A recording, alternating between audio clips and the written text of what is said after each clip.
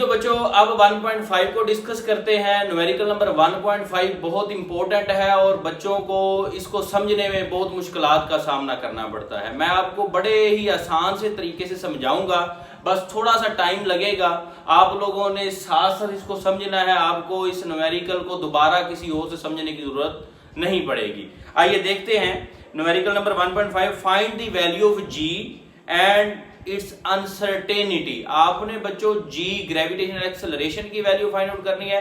दूसरी चीज क्या करनी है, उसमें अनसर्टेनिटी फाइंड आउट करनी है। क्या है, using T is equal to 2 pi under root L over G. ये टाइम पीरियड का फार्मूला दिया गया है from the following measurements during made during an experiment. बच्चों डाटा मैं यहाँ पे इस न्यूमेरिकल का निकाल के लिख दिया है। इसमें जो लेंथ पेंडुलम की ली गई है वो 100 सेंटीमीटर ली गई है। आप इसको मीटर में कन्वर्ट करेंगे, 100 से डिवाइड करेंगे तो 1 मीटर आ जाएगा। और 20 वाइब्रेशंस के लिए जो टाइम लगता है वो 40.2 सेकंड लगता है। आपका नंबर ऑफ वाइब्रेशन 20 है। लास्ट में लाइन लिखी गई है, length was measured by metre scale of accuracy up to 1 millimetre. मतलब जो आप इंस्ट्रूमेंट यूज कर रहे हैं लेंथ मेजर करने के लिए, उसका जो लीस्ट काउंट है वो 1 मिलीमीटर है। मैंने मीटर में कन्वर्ट करके लिख दिया 0.001 मीटर। और जो स्टॉप वॉच आपने यूज की जिससे 20 वाइब्रेशंस आपने ली हैं, वो उसका लीस्ट काउंट है 0.1 सेकंड। ठीक है बच्चों, ये डाटा है। लेंथ आपने निकाल ली, 20 वाइब्रेशंस का टाइम पीरियड निकाल लिया, लीस्ट काउंट दोनों चीजों के आपको दिए गए हैं। आपने मालूम करनी है जी और जी में अनसर्टेनिटी। अब सबसे पहले ना हम जी की वैल्यू निकाल लेते हैं। बच्चों फार्मूला क्या आपको दिया गया है, T is equal to 2 pi under root L over G. आपने मालूम क्या करना है, बोला जी की वैल्यू निकालनी है। तो बेटे जी के लिए आप दोनों साइड पे क्या ले लेंगे, स्केयर ले लेंगे। स्केयर लेंगे तो टी स्केयर आ जाएगा, ये इससे कैंसिल हो जाएगा। तो आपका T square is equal to 4 pi square into L over G आ जाएगा।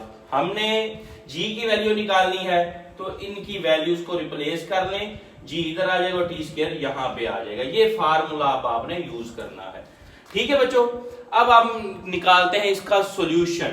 तो आपके पास लेंथ 100 सेंटीमीटर थी, टाइम जो 20 वाइब्रेशन के लिए है वो आपके पास कितना था, 40.2 सेकेंड।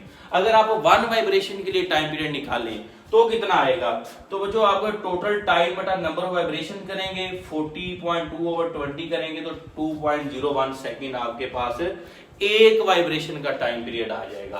अब आप फार्मूले में वैल्यूज पुट करें। फार्मूले में जब हम वैल्यूज पुट करते हैं तो आपका फाइनल जो आंसर आता है वो आता है 9.76 मीटर पर सेकेंड स्क्वायर। ये यहां तक सिंपल है। अब आपका मेन टास्क शुरू हो जाता है, जो कि आपने क्या फाइंड करना है, uncertainty in G find out करनी है। तो अनसर्टेनिटी बच्चों फाइंड करने के लिए दो चीजें आप देखें इस फार्मूले में मौजूद हैं। एक आपके पास लेंथ है और एक टाइम है।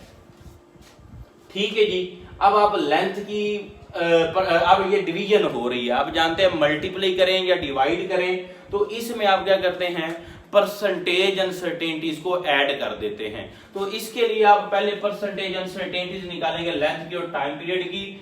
तो मैं क्या करता हूं, जी में अनसर्टेनिटी निकालने के लिए सबसे पहले परसेंटेज अनसर्टेनिटी निकालने जा रहा हूं लेंथ में। तो लेंथ की परसेंटेज अनसर्टेनिटी निकालने का फार्मूला क्या है, least count over measured value multiply 100%। Least count कितना है भला, 0.001 और डिवाइड आप किससे करेंगे, मेजर्ड वैल्यू कितनी आई थी आपके पास 1 मीटर, और 100 से मल्टीप्लाई करेंगे तो लेंथ की परसेंटेज अनसर्टेनिटी आपके पास आ गई 0.1%।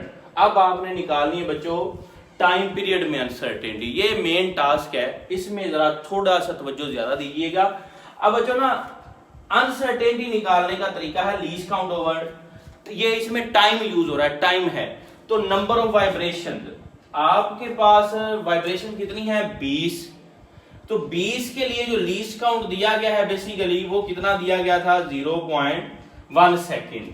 आपने बच्चों एक वाइब्रेशन के लिए निकालना है तो उसके लिए आप क्या करेंगे, जो लीस्ट काउंट दिया गया था 20 के लिए 0.1 और नंबर ऑफ वाइब्रेशन पे डिवाइड करेंगे तो ये आंसर आपके पास आएगा 0.005 सेकेंड। ये एक वाइब्रेशन के लिए आपका लीस्ट काउंट निकल आया है। अब इसको आप यूज करेंगे टाइम में परसेंटेज अनसर्टेनिटी निकालने के लिए।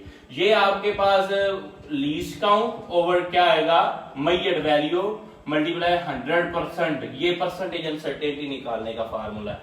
कितना आपने निकाला लीस्ट काउंट 0.005 और ये मेजर्ड वैल्यू कितनी है 1 वाइब्रेशन की, आप यहां पे निकाल चुके हैं 2.01 सेकेंड। आप बेटे इसमें पुट करेंगे तो आपके पास टाइम में जो अनसर्टेनिटी निकली 0.25% निकली। इसकी बच्चों अगर आपको समझ ना आए तो एक दफा इसको ये वीडियो को थोड़ा सा पीछे ले जाके दोबारा सुनिएगा, आपको ये पॉइंट क्लियर हो जाएगा। अब बच्चों आपने टोटल अनसर्टेनिटी निकालनी है जी में।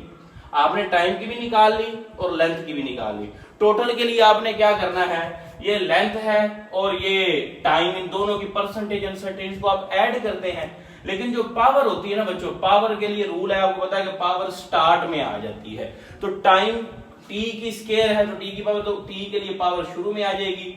लेंथ की 0.1 है, t की 0.25 आपने निकाली, 2 मल्टीप्लाई होगा तो 0.5 आ जाएगी। इनको ऐड करेंगे तो g की जो परसेंटेज अनसर्टेनिटी निकली वो 0.6% निकल आई। ठीक है बच्चों, होप सो आपको इस बात की समझ आ गई होगी जो जी में हमने अनसर्टेनिटी निकाली है। अब आप अपने ग्रेविटेशन एक्सेलरेशन की वैल्यू लिख लें। आपके पास क्या आ गई 9.76 आपने निकाली है और ये परसेंटेज में आपने आंसर लिख दिया। लेकिन ना आंसर हमें चाहिए फ्रैक्शन में, परसेंटेज की फॉर्म में नहीं चाहिए। तो ये जो 0.6% है ये 9.76 का है, तो हम इसकी फ्रैक्शन में वैल्यू निकालेंगे। तो 0.6% किसका, 9.76 का, वो बेटे तकरीबन वैल्यू 0.05856 आती है, तो राउंड ऑफ किया तो 0.06 लिख दिया। अब ये 9.76 में हम इसको ऐड करके लिख देंगे 0.06 मीटर पर सेकेंड। तो बेटे ये है न्यूमेरिकल नंबर आपके पास 1.5। इस पे थोड़ा टाइम जरूर लगा है, लेकिन इसको आप अब मेरे ख्याल में अगर आपने इसको समझ लिया है तो आपको दोबारा कहीं और से समझने की जरूरत नहीं पड़ेगी। अब आगे नेक्स्ट हम न्यूमेरिकल्स को देखेंगे।